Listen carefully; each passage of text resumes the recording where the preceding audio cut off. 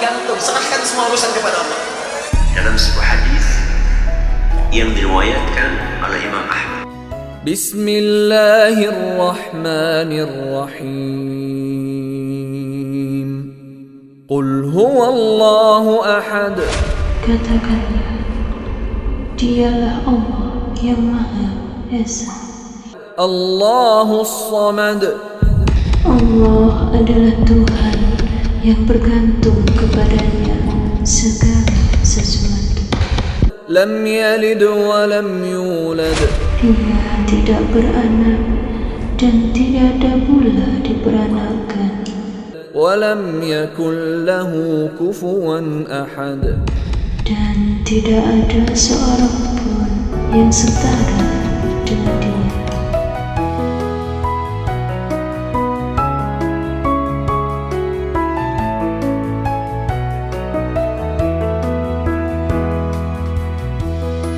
Qul huwallahu Allahus samad, lam yalid wa lam yakul lahu. Lihat terjemahannya, lihat keterangannya, yakini itu, jangan ragu. Dan praktekkan dalam hidup. Qul huwallahu ahad, katakan hanya Allah yang esa. Sudah, berarti jangan katakan yang lain-lain. Komit dengan tauhid itu. Komit dengan keislaman kita. Jaga betul dengan baik.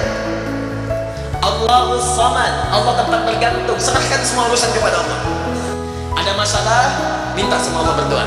Sakit, berdoa sama Allah. Punya persoalan, gantungkan diri kepada Allah. Ikhtiar. Itu ketika kita amalkan seperti itu, baru begitu saja itu langsung turun sebuah keterangan dari Nabi SAW. Jika Anda mampu mengamalkan satu surah ini saja, ini rahasia.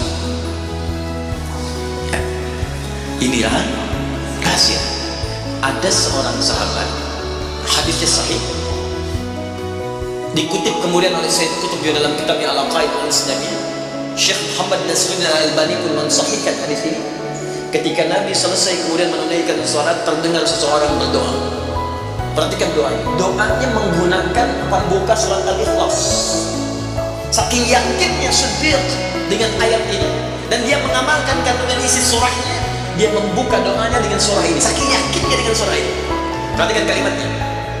Allahumma ushhidu bi annaka antal ahadus samad alladzi lam yalid wa lam yulad wa lam yakul lahu kufuwan ahad. Allahumma inni as'aluka an taghfira liya. Hadisnya sahih. Kata orang ini, ya Allah, saya menyaksikan, meyakini ya Allah bahwa hanya Engkau satu-satunya Tuhan yang layak dipertuhankan dan disembah. Aku meyakini bahwa satu-satunya Engkau adalah Tuhan yang menjadi tumpuan dalam setiap permohonan. Engkau tidak beranak dan tidak diperanakan, dan tidak ada sekutu bagimu. Aku nggak minta banyak ya Allah, aku hanya mohon ampuni dosa-dosaku. Begitu selesai kalimat itu diucapkan, terdengar oleh Nabi. Apa keterangan Nabinya? Perhatikan kalimatnya.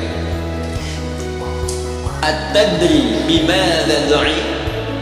Ya fulan, tahu nggak Anda itu baru mengucapkan kalimat apa tadi? Apakah engkau paham? Engkau baru mengucapkan kalimat apa tadi dalam berdoa? Kata orang ini, wallahu wa rasuluhu a'lam. Ya Rasul, saya nggak paham apa yang dimaksudkan kecuali Allah dan Rasul yang lebih mengetahui. Ini adab. Adab, walaupun gini, kalau Anda sedang mengerjakan sesuatu dan Anda paham dengan itu, kalau ada orang lebih pintar daripada kita, ustaz, ulama, apalagi nabi, nanya pada kita, maka adabnya bilang aja nggak tahu. Karena boleh jadi mereka memiliki hikmah yang belum sampai kita kepadanya. Kalau kita jawab, saya tahu ya Rasul, gak akan nyampe kalimat nanti. Ya. Jadi kalau Anda sedang mengerjakan sesuatu, zikir misalnya, la ilaha illa anta subhanaka inni kuntu minadh dhalimin. Tanya ustaz, datang ustaz, masya Allah Pak, zikirnya bagus banget, tahu gak maksudnya? Tahu, lewat ustaz dulu. Bilang aja, belum ustaz, Allah Rasulullah alam. Oh begitu, kalau belum kenapa dibaca? Ya, saya pernah dengar saja, maka diterangkan. Begini maksudnya Pak, begini, Anda dapat ilmu baru. Makanya sahabat seringkali kalau ditanya Rasulullah, bilangnya Allah Rasulullah alam, Allah Rasulullah alam, supaya dapat ilmu baru. Itu diantara rumus ilmu hadis. Ini kadang-kadang orang kita sekarang sahabat bukan, tabiin bukan, banyak tahu semua. Bahkan saat ditanya, buka Google dulu. Oh, ya udah, ngapain ada ustaz? Allah wa Rasulullah alam. Maka Apa jawab Nabi? Laqad da'uta bi asma'illahil a'zam. Di riwayat lain bismillahil a'zam. Idza du'iya biha ajab wa idza su'ila biha a'ta. Tahukah Anda, kata Nabi, Anda baru saja berdoa dengan menyebutkan dengan yakin semua sifat-sifat Allah yang maha tinggi. Nama-nama Allah yang tertinggi. Nama Allah yang tertinggi, nama tauhidnya Al-Ahad, nama tertinggi. Karena dengan itulah nama ini Allah ditakdiskan, dikuduskan. Dengan nama ini Allah disembah, dan dengan nama ini Allah dipertuhankan. Kata Nabi, Anda baru berdoa dengan menyebutkan nama Allah yang paling tinggi, yang kalau disebutkan nama itu di awal doa, maka semua doa yang disampaikan akan dikabulkan, semua permintaan akan dijawab. Tapi apakah semua orang yang membaca doa itu diawali dengan surah saja akan dijawab? Belum tentu. Kalau tidak ada praktek sedikit dalam jiwanya. Ini orang dulu minta dijawab, orang sekarang sama kalimatnya. Usyhadu bi annaka antallahul ahad, as-samad, alladzi lam yalid wa lam yulad wa lam yakul lahu kufuwan ahad. Ya Allah, lancarkan rezeki saya. Tetap aja lambat dari atas. Kenapa? Karena inti ayat itu yang dipraktekkan dulu. Diyakinkan dalam jiwa kita, benarkan ayat itu, amalkan, pakai dalam doa. Jadi, dan itu bukti.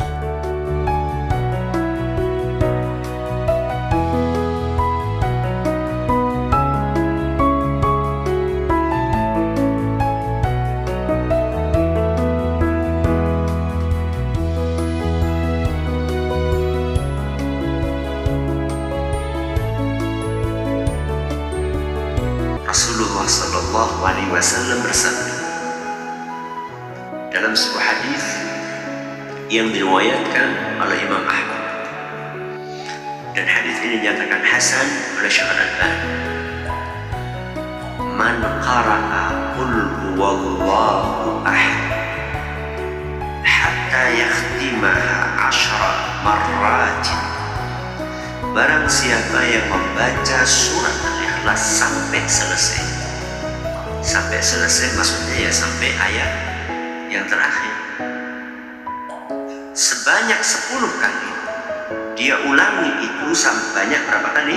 10 kali.